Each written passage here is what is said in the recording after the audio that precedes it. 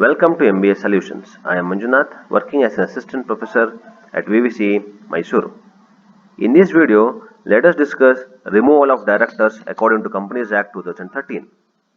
Before going into the video, if you are not subscribed to our channel, please subscribe and press the bell icon to receive more notifications. Now, removal of directors has been mentioned in section 169 of Companies Act 2013. So what it says, any director may be removed by the company before expiry of his or her term. Any director can be removed, but they say the director who are appointed by the tribunal, except them, excluding them, because tribunal will have certain set of powers, excluding that any other directors who has been appointed by board of directors or in general body meeting can be removed before they finish their term or their tenure. Now, how it can be done? By passing ordinary resolution, not special resolution, ordinary resolution and issuing a special notice. So, ordinary resolution means 50% to 75% of the members have agreed to remove a director, then it is ordinary resolution. That means 50 to 75% of the people or the members in the meeting have agreed for a decision. Then it is called ordinary resolution. And through ordinary resolution, you can remove a director and by issuing a special notice. What is special notice? According to section 115, intention to move any decision or resolution shall be given to the company by the members.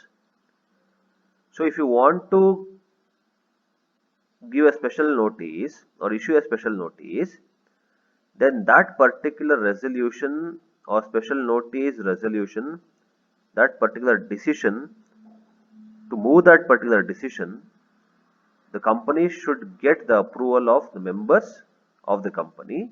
Members means shareholders of the company who are holding not less than 1% of total voting power or holding shares whose aggregate sum not exceeding 5 lakh rupees.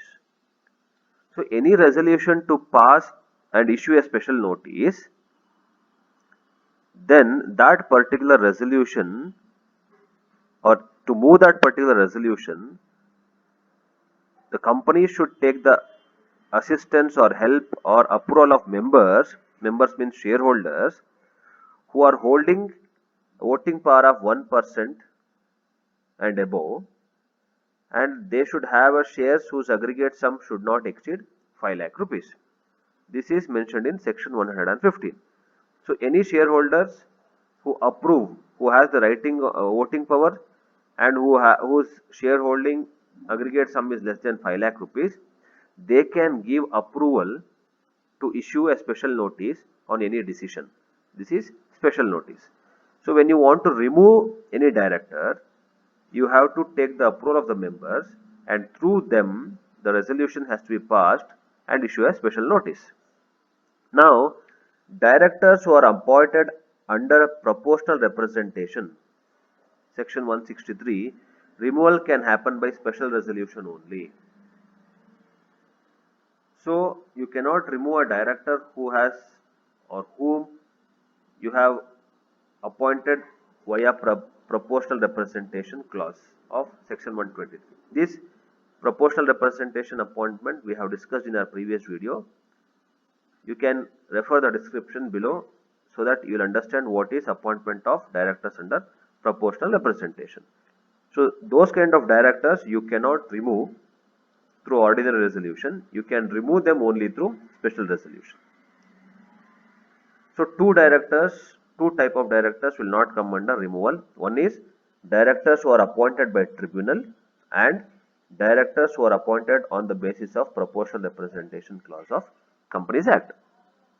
Now, company must send a copy of resolution to such director. If you are removing the director, then you have to send a copy to the director about that particular decision, and director shall have a right to be heard. That means he should give his explanation on the resolution at the meeting.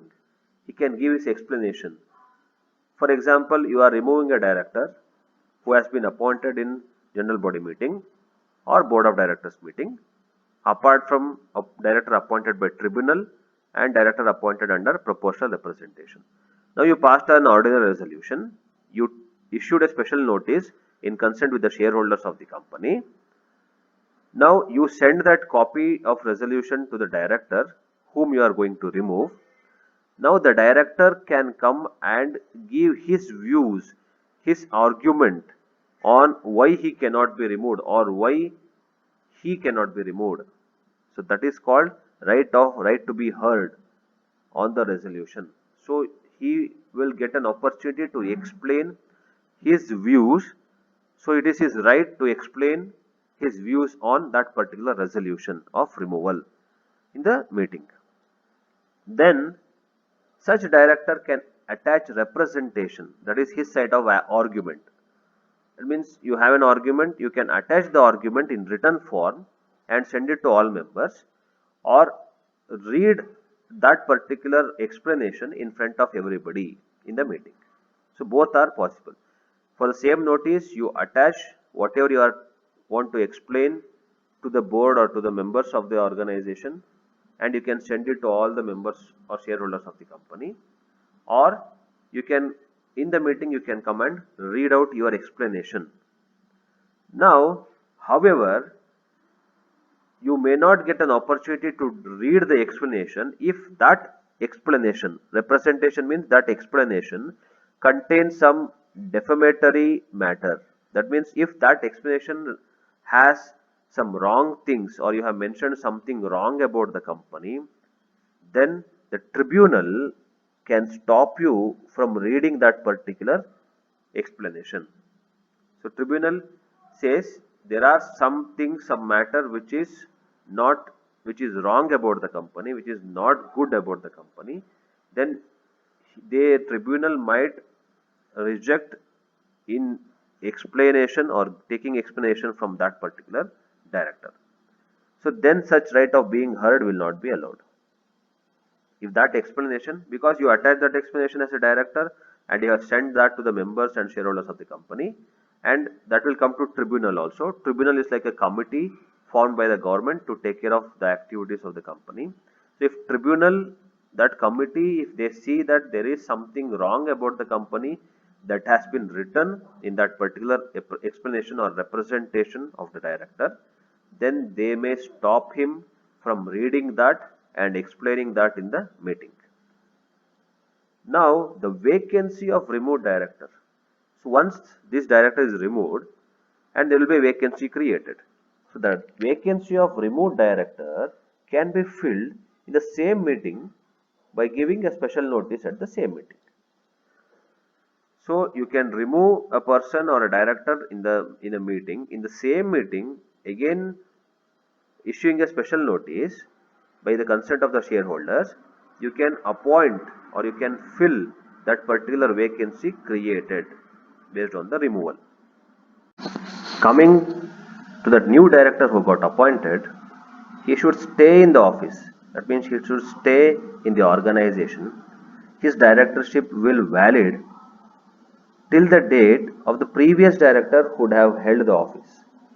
That means, for example, if the previous director would have stayed in the office till January 2021 and he got removed in the month of March 2020, so then the new director will also stay till January 2021.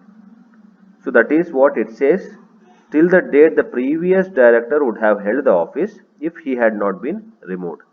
So till that time, the new director, his tenure will be valid. Now if the vacancy which you fill in the same meeting, if it is not filled in the same meeting, then that vacancy can be created through casual vacancy clause. This casual vacancy clause we have discussed in the previous video. I have mentioned that in the description box. You can go through what is casual vacancy. So in casual vacancy, board of directors can appoint the vacancy which has been created through removal of directors. So if the new director is not appointed in the same meeting, then board of directors can fill that vacancy in the form of a casual vacancy. provided the director who has been removed, that director cannot be reappointed by the board of directors. So board of directors should make sure that the director who has been already removed from the organization, the same director cannot be reappointed as casual vacancy clause. Thank you for watching the video.